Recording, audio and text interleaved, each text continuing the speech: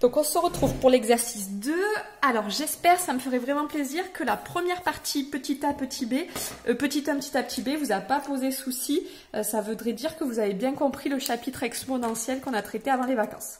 Donc on vous demande de montrer que f' de x égale x plus 1 exponentielle moins x. Donc déjà attention, pas d'erreur, ça c'est notre résultat.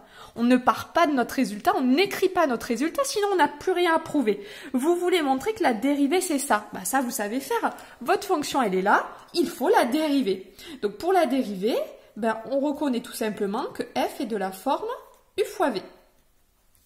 Avec ben, la fonction u, c'est la première partie, c'est moins x plus 2. On ne se trompe pas, la dérivée c'est moins 1. Et ma fonction v, c'est exponentielle de x. Ça, c'est très facile. On sait que la dérivée, c'est aussi exponentielle de x. Donc, bah, j'y vais. f', c'est donc u' fois v, plus u, attention, j'oublie pas les parenthèses, fois v'. Voilà. Si j'ai un doute avec les parenthèses, je les mets partout. C'est-à-dire, ici, autour de u', autour du v, autour de u'v plus uv'. Voilà, partout. Ensuite, ben, je factorise par e de x, on l'a vu, puisque de toute façon, à chaque fois qu'on fait la dérivée, c'est pour étudier le signe. Donc c'est e de x, facteur de tout ce qui reste. Il reste moins 1 plus moins x plus 2. Ici, les parenthèses, elles sont inutiles.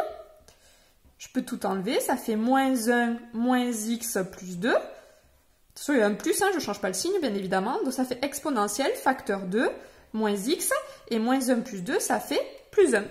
Et là, je retrouve exactement ce qu'on m'a donné. Il suffit juste que j'échange voilà, cet ordre. Et je retrouve bien la réponse. Voilà. La réponse, elle est là pour vous permettre de faire la question suivante sans avoir fait celle-là. Ne partez pas de la réponse, sinon vous n'avez plus rien à prouver.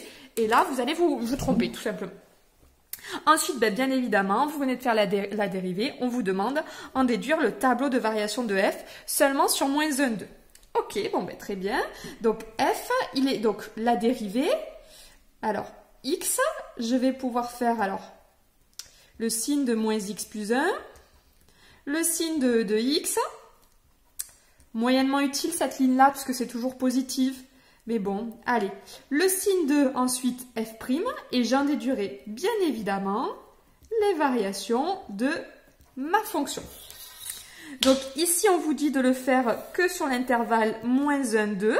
Donc c'est ce que je vais faire. Vous pouvez aussi le faire sur moins l'infini plus l'infini. Mais dans votre conclusion, vous précisez que vous vouliez être seulement sur moins 1, 2. Voilà. Je crois que j'avais corrigé un exercice et Anaëlle m'avait fait remarquer que je le faisais sur moins l'infini alors qu'on vous donnait un intervalle plus restreint. Elle avait tout à fait raison. Donc première chose, le signe de moins x plus 1. Eh bien j'y vais. Donc, moins x plus 1 égale 0, lorsque moins x égale moins 1, c'est-à-dire lorsque x égale 1. Ok, donc il se passe quelque chose en 1, ça vaut 0. Et ensuite, le signe, ben, le coefficient directeur ici, c'est moins 1, c'est négatif. Donc, ma droite, elle va être décroissante. Donc, si elle est décroissante, au départ, elle va être positive puis négative. Positive puis négative. Le signe de l'exponentielle, c'est facile, c'est toujours positif. Et donc, j'en déduis le signe de f', c'est plus, c'est moins. Et donc les variations croissant et décroissant.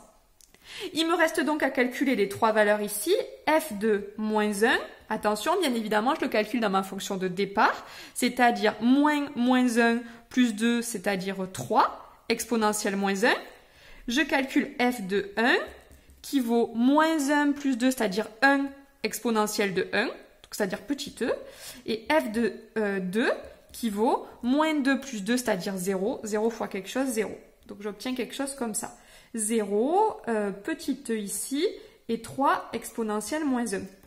C'est plutôt cohérent avec mon graphique. Hein. Je vois bien qu'en 2 ici, il semblerait que je sois en 0. Donc, ce que j'ai obtenu ici aussi. Et puis, bon, bah, a priori, en 1, ici, je suis en E. 2,78, bon, ça paraît pas faux. Et puis ici, je peux vérifier en moins 1 à peu près où je suis, c'est cohérent. Et là, question petit 2, je pense que ça vous a posé des difficultés. Je vous comprends, j'ai mis un moment à comprendre ce qu'on vous demandait. Alors, on vous dit, la largeur R de L de la plaque rectangulaire, c'est 90 cm. Et on vous demande de trouver la valeur exacte, attention, il faut faire attention, donc on ne prend pas d'arrondi, de petit L ici. Bon, bah, je vois que cette longueur ici, elle correspond en fait à ici, cette longueur-là. Et nous, on a dit que cette longueur-là, en fait, ça correspondait à f de 1 et que ça valait petit e. Bon, donc on peut marquer ça d'après le graphique.